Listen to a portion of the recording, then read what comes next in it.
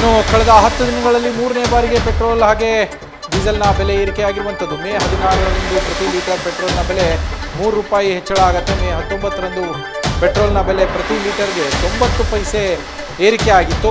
ಇದೀಗ ಮತ್ತೊಮ್ಮೆ ಇವತ್ತು ಏರಿಕೆ ಕಂಡಿದೆ ಪೆಟ್ರೋಲ್ ದರ. ಇದರಿಂದಾಗಿ ಸವಾರರು ಕಂಗಾಲಾಗಿದ್ದಾರೆ. ಇವತ್ತು ಏರಿಕೆಯಾಗಿರುವುದು 87 ಪೈಸೆ. ಇದೆಲ್ಲದರಿಂದ ವಾಹನ ಸವಾರರು ಕಂಗಾಲಾಗಿದ್ದಾರೆ.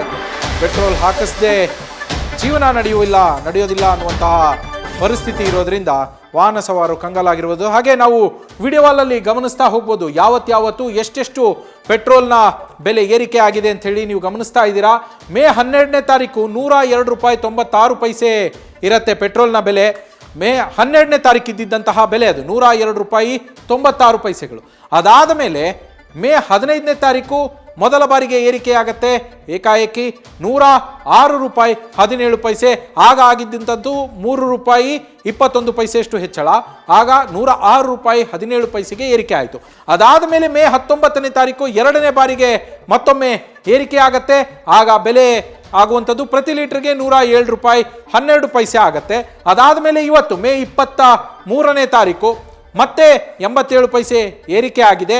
ಇದರಲ್ಲಿ ನೀವು ಗಮನಿಸ್ತಾ ಇದ್ದೀರಾ ₹108.05 ಆಗಿರುವಂಥದ್ದು ಬೆಲೆ ಹೆಚ್ಚಳ ಆಗಿರುವಂಥದ್ದು. ಒಟ್ಟಾರೆಯಾಗಿ 3 ಬಾರಿ ನಾವು ಮೇ 12ರಿಂದ ಅಲ್ಲಿ ನಿಮಗೆ ಗ್ರಾಫಲ್ಲಿ ತೋರಿಸ್ತಾ ಇದ್ದೀವಿ.